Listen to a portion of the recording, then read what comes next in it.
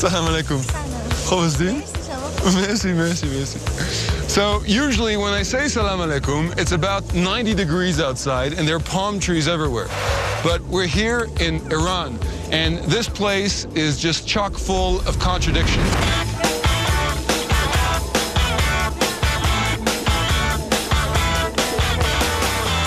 Believe it or not, Tehran is only an hour away.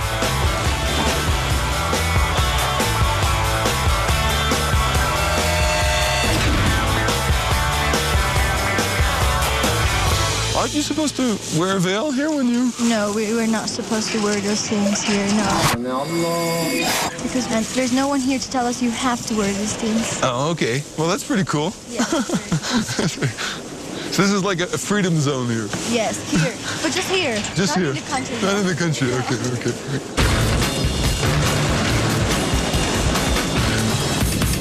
So it took me 6 months to get a visa to come here. I can tell you that doing backcountry stories in Iran is not something easy. Okay, so get ready for a headlong race into Shia Islam. I just hope that I don't fall in a crevice. Let's go.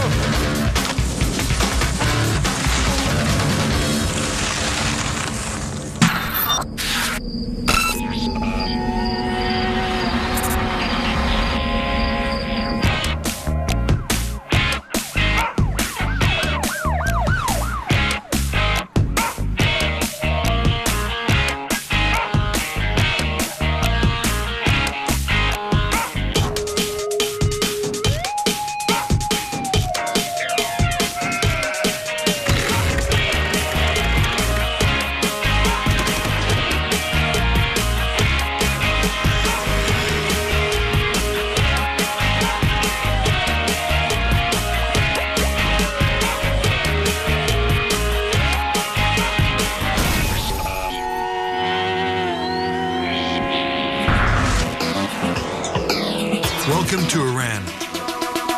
Iran is above all home to a unique revolution in history, an Islamic revolution, which since 1979 has kept the country in a state of Cold War with the U.S., the Great Devil, as they call it here.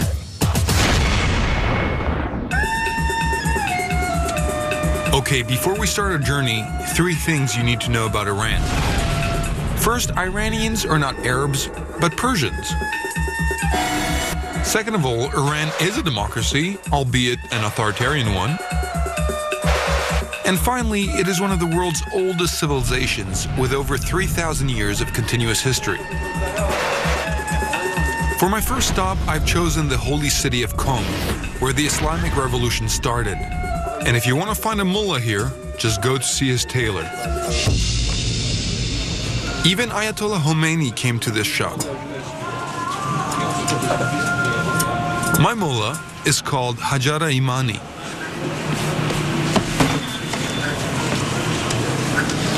Your shoulders are too low. How long have you had this one for? Yeah, well, I've had this one for 22 years. And this mullah has quite an eye for fashion, because he often represents Iran overseas.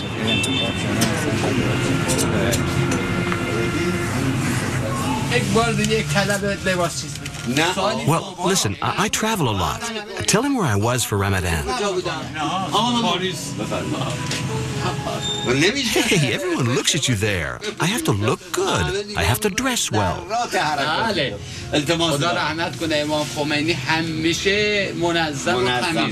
it's true. He should know.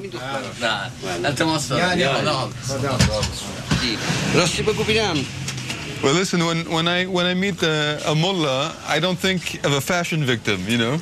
Well, I came to have a new suit made by Mr. Jafari. He's my tailor. I'm checking to see if the color suits me or not, if it's elegant, if people will like it. So, why is it that everyone's so afraid of mullahs, you know? Well, that's the problem of the world presenting us like we were demons. But we're like anybody else. We eat, we have families, we have mortgages and bills also. And we also appreciate being well-dressed, tending our beards and looking good. Islamic law does not mean you have to close your eyes to all the beauty in the world. Before the Islamic Revolution, the country was a monarchy in the hands of the Shah. Is this where the revolution started? Were you here when it started? Yes, I was here. I was 22 years old at the time.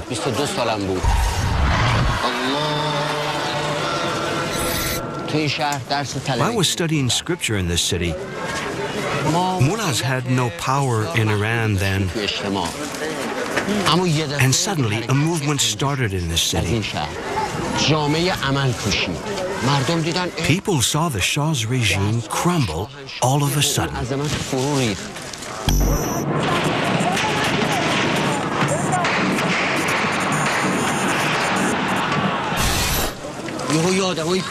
Imam Khomeini appeared as a savior, and all of us supported him. What this city did was to take Islam out of the realm of theory and implement it in everyday life.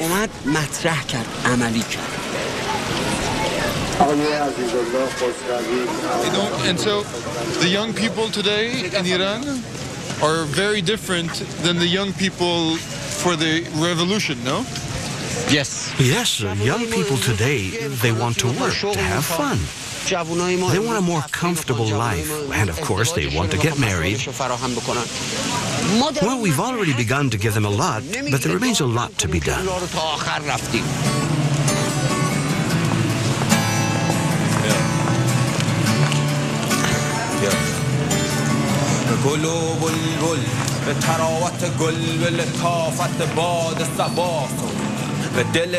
I'm here at an underground Islamic rap show.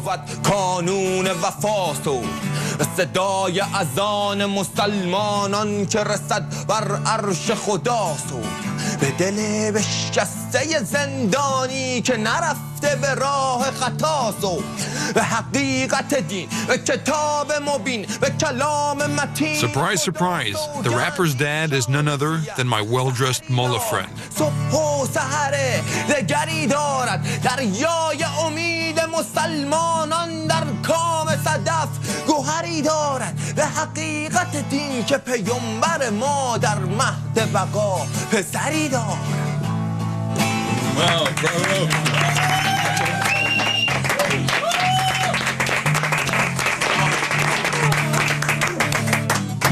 Your father is a mullah, and you are a rapper. I mean, I couldn't think of two things. It's like, what happened? Well, my father is very open-minded, and he always believed that every human being should have their own vision. And we should do what we believe in. So that's what I did. I became a rapper. Okay. Is this a little underground also in Iran? It's difficult because we're not really allowed to do this. We have to work underground. So we record and distribute our songs on the internet so that our fans can listen to them. So, I mean, this is rap music, and it's obviously, you know, American. So, isn't Iran against? I mean, aren't the two countries in opposition? Is that something new here in Iran? Or what? Well, I really don't think it's a good idea to ban rap in Iran. Well, as the Quran says, man is attracted to forbidden things. So it would be better to authorize rap and then supervise these kids rather than banning their music. Does your father know what this represents? No.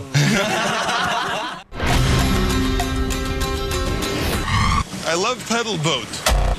So the Yellow Duck Express has just arrived in Isfahan, one of the country's biggest cities. Anyway, today's young people here are more interested in the future than in their glorious past. So let's go see what they're doing.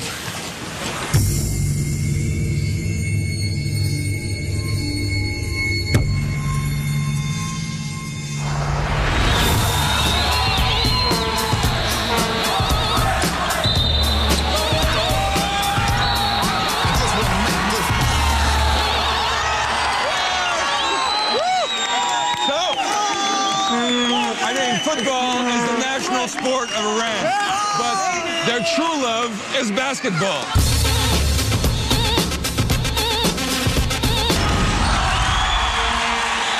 And what's even more surprising than that, right, is that in the past few years, Iranian teams have been hiring in the land of the great Satan.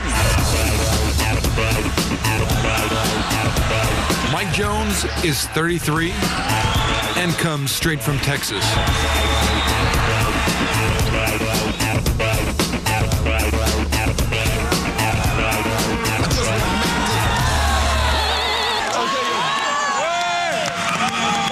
And so now in Iran, you've got about 20 American players that are in Iranian teams. I mean, it's almost unimaginable. Mike's team's just won. The fans are going crazy. And they celebrate with firecrackers. So congratulations again, man. Hey, good job. So listen, it's amazing that you are here in Iran. I mean, a Texan in Iran, right? It's a great opportunity. You know, basketball is international, so I mean, there's good players everywhere, so I'm just happy to be a part of this situation right now. Of course. So you bring, like, what, the experience? Right. Something into I think the oldest guy is 23. Yeah. And I'm 33, so it's like a big age difference. But, you know, a lot of the guys are real nice. They speak pretty good English, so it's not that bad. Yeah. You know, what did you learn being in Iran, basically? Just the sense of history, like the whole appreciating the little things that they do here. I think in the West, we really don't appreciate the real little things, you know, and so that's what I want to bring back to my family and to my friends. We take a lot of stuff for granted in the States, you know what I mean, and we can also have a simple life like they live here. It's very simple and it's very rewarding, I think.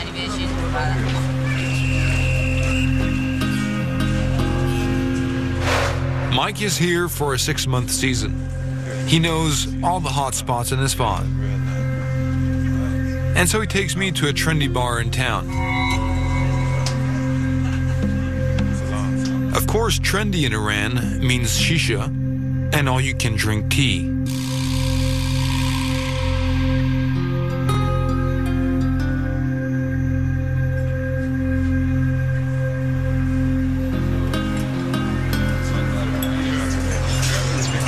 So when you told your family that you were coming to Iran, how did they react? Well, initially, you know, my mother was, you know, a little nervous. You know, all moms are. And, you know, I told her I spoke to one of my friends who played here the year before. And he said it was a great situation. You know, the people here, the Persian people are very friendly, man. How many Americans can say that they've been to Iran? I mean, not too many. Not too many, not too many.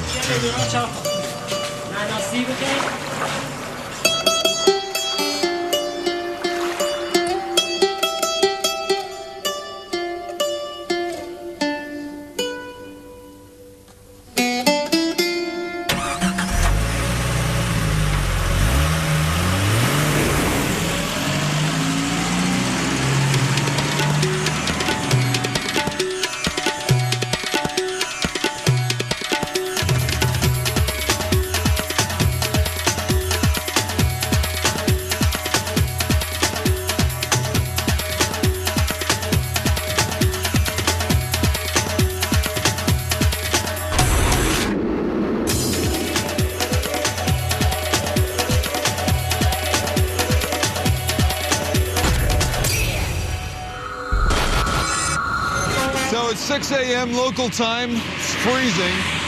But I must say what's amazing about this place is that you feel like you're in the far west or something.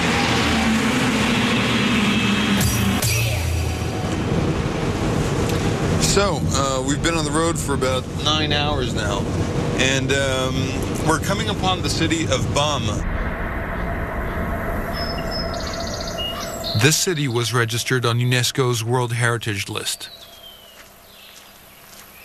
Today, almost nothing is left of it. It's hard to imagine, but when this city was still standing, you'd have kids playing around and you know, poets and musicians every night that come here to perform. And now after some 50 or 70,000 dead, the place has become a cemetery. And so they're trying to rebuild it, but I don't think that anything's going to come from it anytime soon.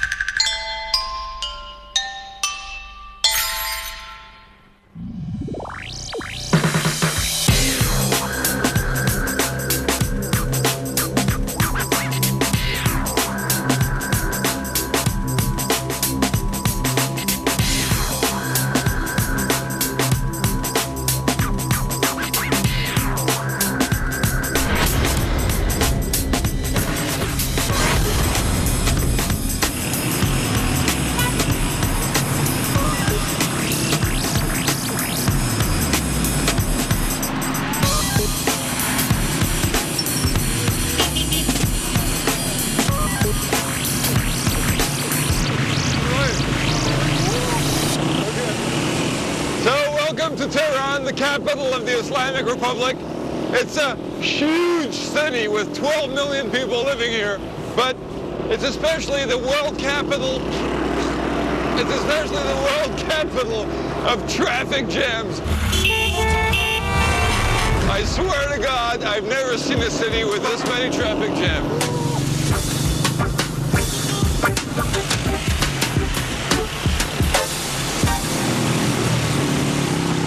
So the thing is that if you're a woman in Tehran, to get around in this crazy traffic, you either have to drive yourself or you can order a special taxi, a woman's taxi. So there's about 700 of these cabs now. They've been in existence for about 2.5 years. The business is booming, and I'm going to find out why.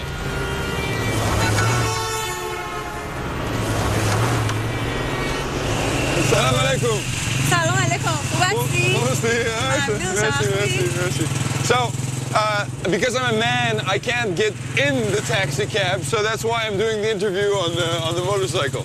This guy's crazy. So, why did they create the women's taxi? Well, what happened is that some women had been molested by taxi drivers, and so then they didn't feel safe with them anymore. And that's why now they prefer to have a female driver. But I thought that this was like Saudi Arabia, where women couldn't drive, where you had to be accompanied by your father or brother. Is that the same thing? No, not at all. Iran is not like Saudi Arabia or other Arab countries. No, here women can work in whatever field they want to. They can practice any profession that they choose. That's what they do? The guys, they honk like that? Yeah, you know, that's just what they do. Sometimes they honk or they flash their lights. It doesn't matter. We just let them go on by. We continue on our way. We don't pay them any attention.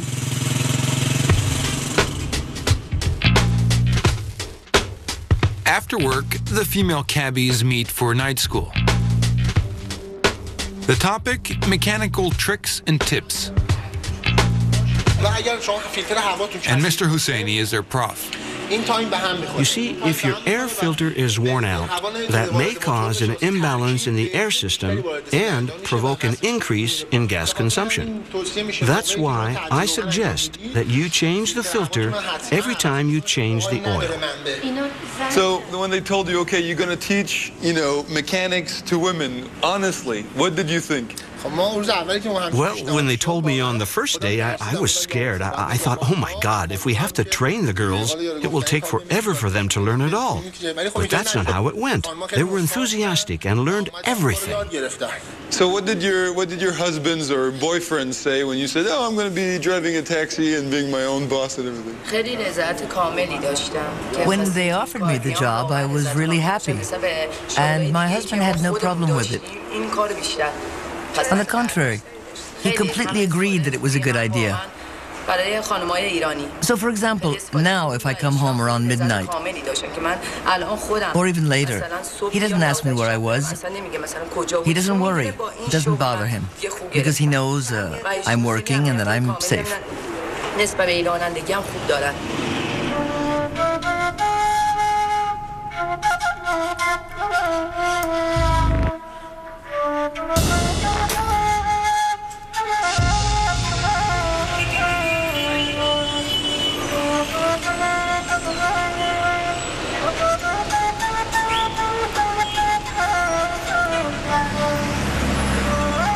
With night falling, I have one last appointment in the heart of Tehran.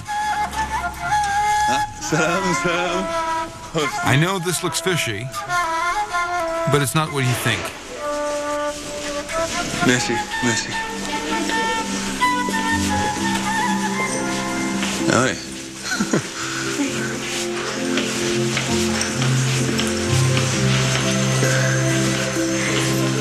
Salam alaikum. It's just a hair salon. Bonjour, bonjour. Ah, okay, thank you, thank you.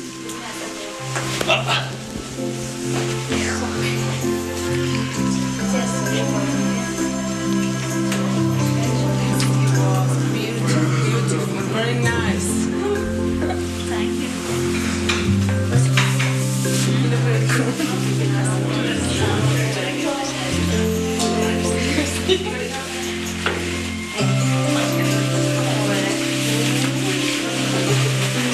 So, I don't understand. Why do you do the makeup with your veils on?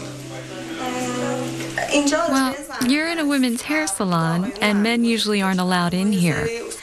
So because of you, we have to wear the hijab. Ah, d'accord, ok.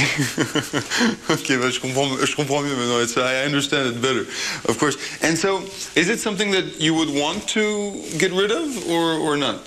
Oh no, it's actually better for women. We have to get up in the morning and we have to comb our hair. This way, we don't have the problem of having hair like yours. They put on the veil and they're done. But, I mean, you do show some things because your hijab is like back on your head, so obviously we can see your hair. So is that a sign that things are changing also in Iran? Well, of course, there are some women who are more religious and pious than others, and they do still cover all of their hair. But there are also women who let some of their hair show. And our society doesn't make every woman wear the hijab the same way, you know? My new friends offer to teach me a thing or two about the hijab. This is the Arab fashion. This is Arabi. It's incredible how it changes the face, huh? Yes. It's worn this way in Mecca, Hijaz, Medina, or in Lebanon. This is the Iranian fashion. Women who work, or the ones you see in movies, wear it this way. It's not so restrictive. Others wear it further back, like this.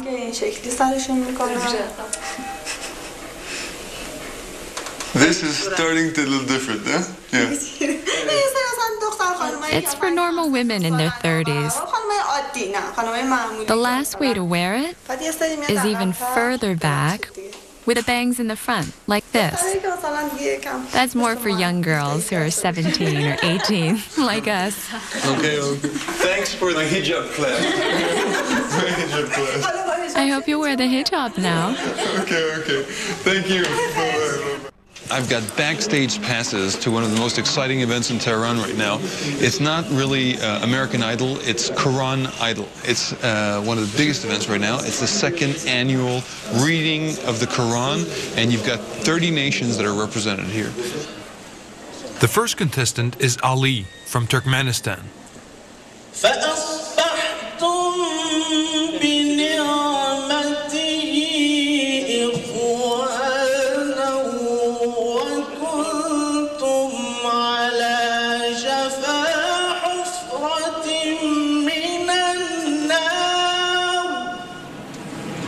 Yusuf comes straight from Malaysia.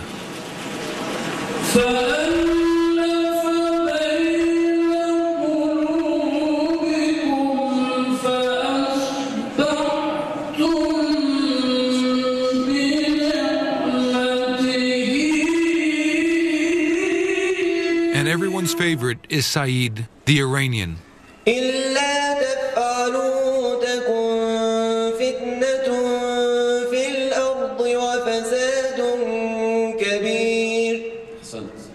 $1,700 fans in the room, a satellite relay in all Muslim countries. Obviously, women on one side, men on the other. Whites, Asians, blacks, all in all, 30 countries represented. So the guy you see on the screen there is one of the members of the jury, which is in another room, not to be influenced by the public. And so what he does is that he gives one sentence of the Quran, one surat, and then the reader who knows the Quran by heart has to read out the entire chapter. It's a real challenge.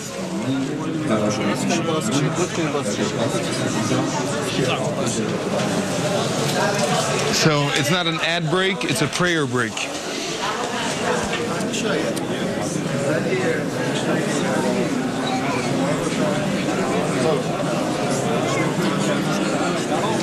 So these stones actually represent the land of Karbala in Iraq. Karbala is the holiest site for the Shiites. And so as you see here, everyone's praying. They put this on the ground and they bow their head to it to touch it. It's a symbol of the holiest place for the Shiites. It's a specialty also of them. The break is also an opportunity for the fans to meet their idol. And of course, Saeed the Iranian is in the spotlight. Assalamu alaikum. So it must be a lot of pressure, no, to be the only Iranian international conference and you have to win. How do? Of course there's pressure. Imagine, I'm Iranian and the competition takes place here in Iran, in my country. But with the help of God, all will be well. So how much training do you need to be as good as you are? Well, you see, in high school, it took me 3 years to learn all of the Quran by heart, with my teachers, of course. Okay, so good luck, and I wish you the best. Okay, thank you. Okay, thank you. Go Iran. Okay, so I had to squeeze all the credit out of these backstage passes to have access to this place, the judge's lair. Yes.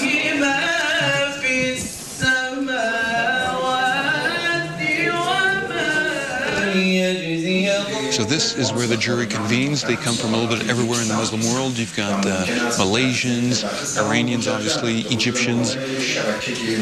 And so it's really interesting. This is where they decide who will be the best reader of the Quran.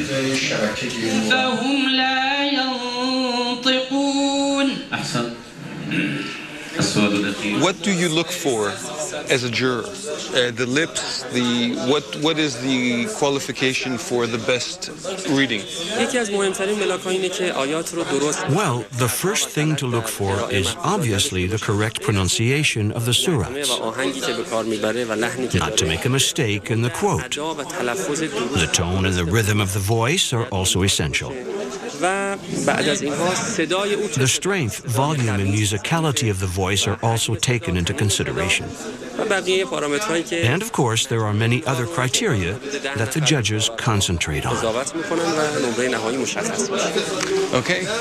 And one last thing, can you give me a little clue as to who would be the best guy so far, the best reader? We have to deliberate first. But I think the first prize will go either to the Iranian candidate, the Indonesian one, or the Moroccan. And the winner is? The first prize in Quran recitation is awarded to Mr. Saeed Husseini of the Iranian Islamic Republic. You won! He won.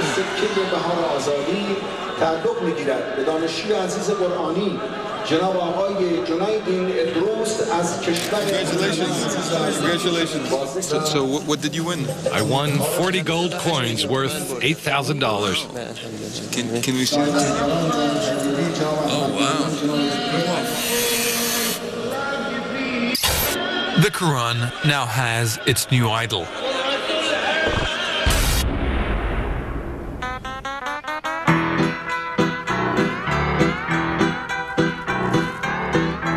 But the real stars of Tehran are more discreet. They can be found here in the city's Museum of Contemporary Art. It was built by the Shah in the 1970s. But since then, it displays mostly Iranian artists.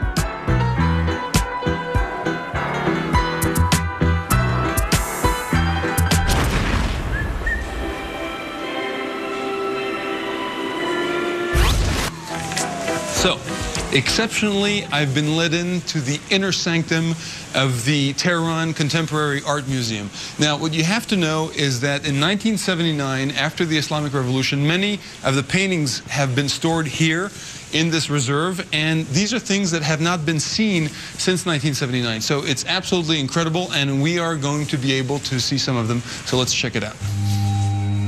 Altogether, 1,500 paintings saved from destruction during the Islamic Revolution. At the time, modern art was considered degenerate, and everything was locked up in this basement, like this Picasso. So, I'd like something American from the 1950s. Like this Jackson Pollock, for example.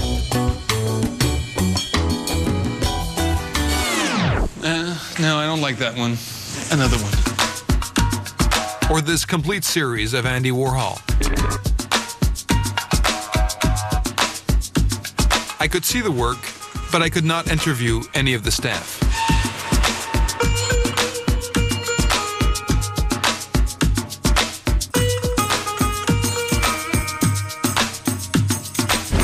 So, I would like something with more colors and more graphic. Ask and you shall receive. Entire walls of Roy Lichtenstein.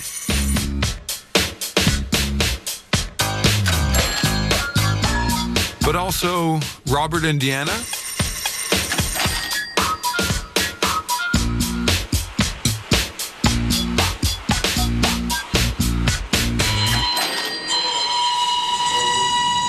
Yeah, but now I'd like something with less color and less graphic. So here's a Motherwell. And how about this Monet and Magritte that are just hanging around? Or this Vasarely collection? Around here, there's something for everyone.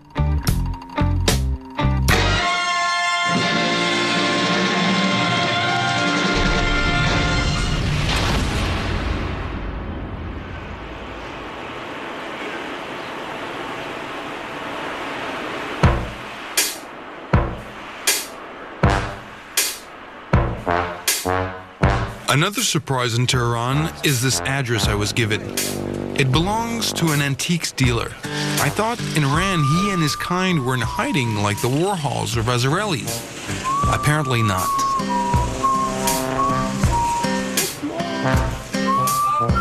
Hello, bonjour. Hello, hello, welcome, welcome. Ça va bien? Hey.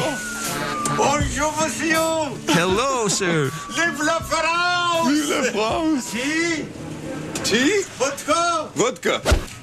Baba Moshe is Jewish. Okay, so vodka in the Islamic Republic of Iran. Vodka. Okay. Or Jewish, okay. Jewish, no problem? No. Chin chin. L'chaim. L'chaim. So you make it? Quiche meat. Yes, it's homemade from grapes. La maison. Dans la maison. Ah, très joli. So we've got alcohol and naked women. Clearly, this is a different place in Tehran. Is it easy to be Jewish here? Yes, it's very nice here. They let us be. All the rest is just lies. Here we have fun with Muslims. We laugh together, and no one bothers us. I can't obviously guzzle booze in front of the mullahs, but Iranians are great. Actually, for Jews and other religious minorities, times were hard after the Islamic Revolution. But today, the situation has gotten better. Is there a synagogue here in Tehran? Yes, there are 25 synagogues in Tehran. 25 synagogue Jewish here? Can I go to a synagogue? Picture. Now I can go to synagogue.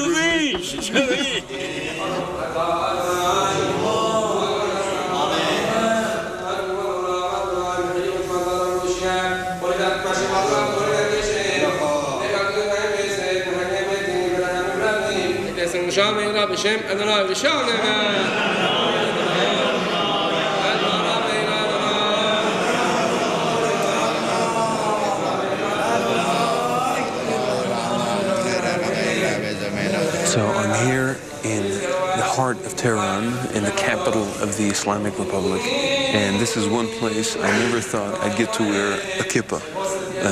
I'm in one of the biggest synagogues of the city, and it's true that it's hard to imagine that there's a Jewish community in a country where the president says that he wants to destroy Israel. I've been invited here by Siamak Mercede, one of the pillars of the Jewish community.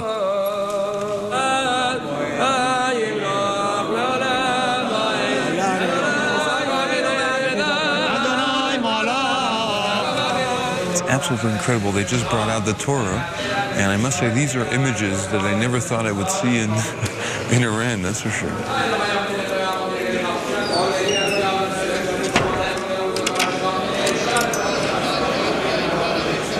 This is really incredible to meet an Iranian Jew. I never thought I would. How is it to be a Jew in Iran? You must remember that Iranian Jews are living in Iran and are Iranian for more than 30 centuries. So it's not an interesting phenomenon. Maybe interesting also that Iran has the greatest population of Jews in the Middle East after Israel. Of course, being a religious minority in a religious country has some problems, but they are not majors. People compare, I think, a little bit, you know, the condition of Jews here to the condition of Jews in Germany before the war. You know? They are not. They cannot be compared with each other, because in Germany was faced with a fascist and racist regime, but in Iran we do not have a fascist system.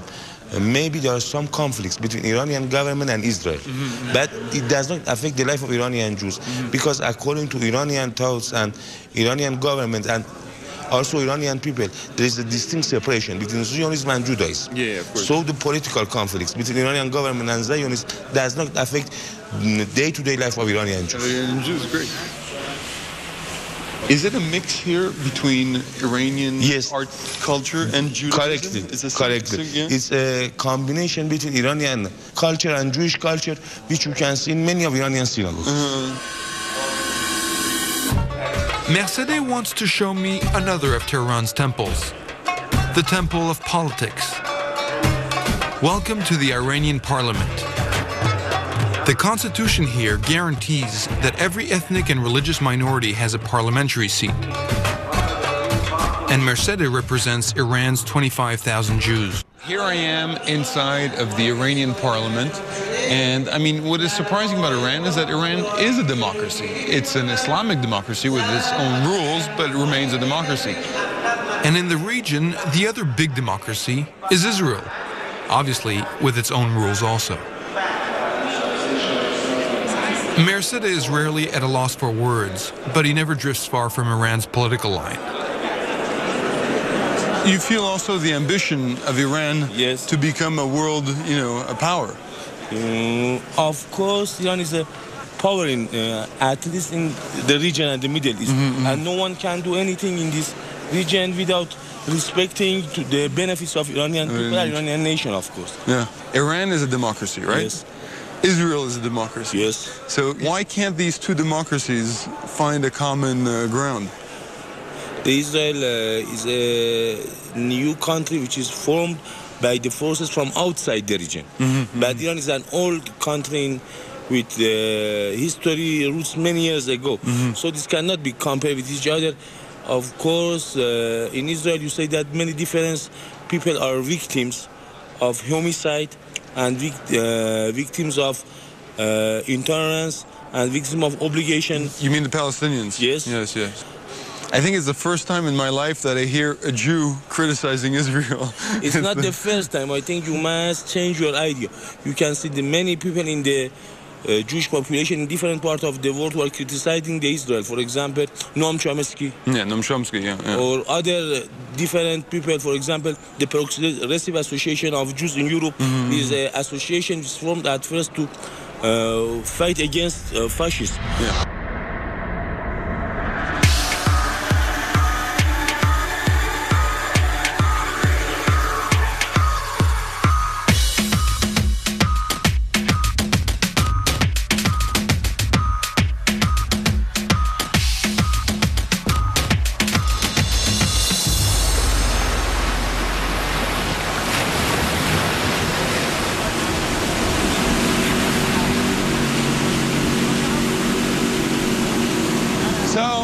It's absolutely beautiful here. We're on the Caspian Sea in northern Iran.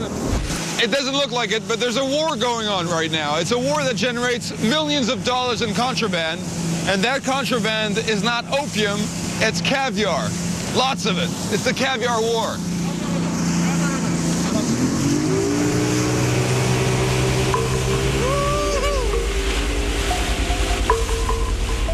Every day, dozens of Iranian Coast Guard patrols scan the sea in search of poachers' nets.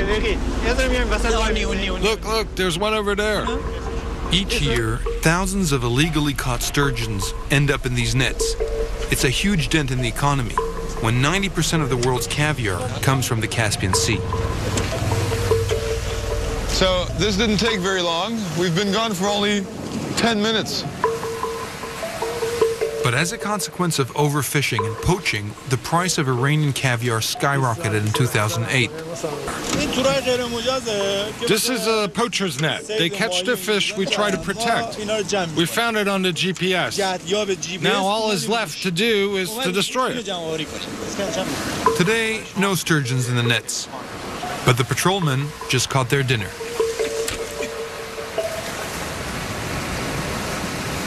From what I know, Iranian caviar is the best in the world. I was actually told that it is the best of the 4 countries surrounding the Caspian Sea.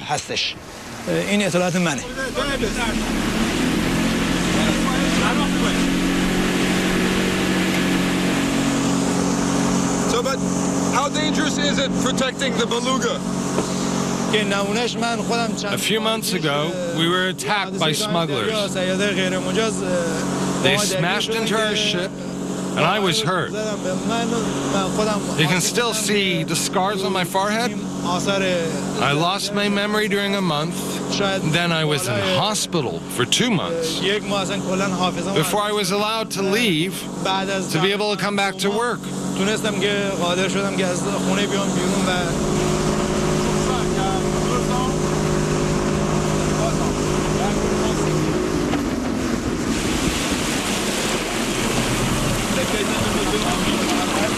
Do you eat caviar like regularly or what? To be honest with you, in the 25 years I've been doing this job, I only ate some once. It was 10 years ago. I bought a 200-gram box, and it was the only time I've had it. And ever since, you know, it's too expensive. We can't afford it with our salaries. Well,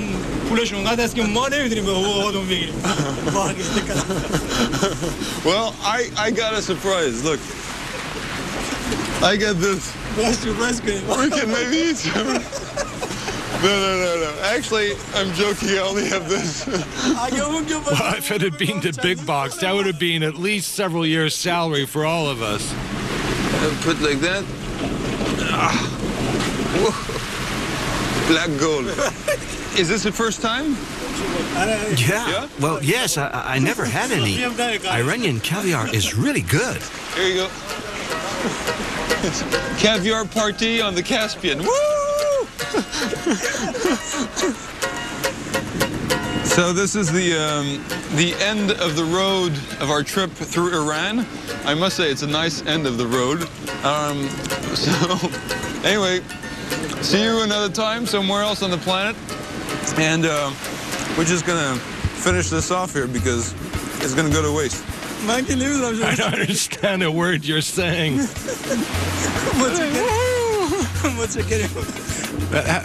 How do you say it in your language? Thank you, right?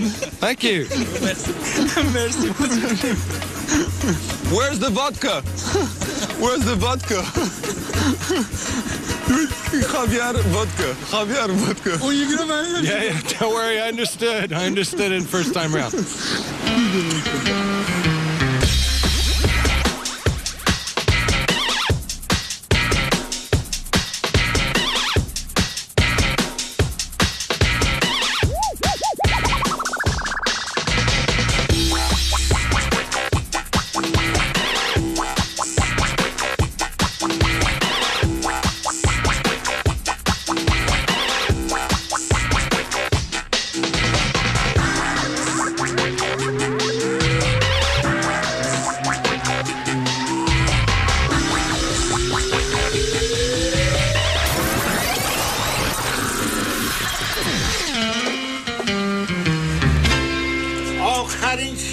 حضرت عیسی این 800 سالشه ای چند دیگه بزنم برات Rockstar. Baba Moshe Rockstar. بابا موشه Rockstar.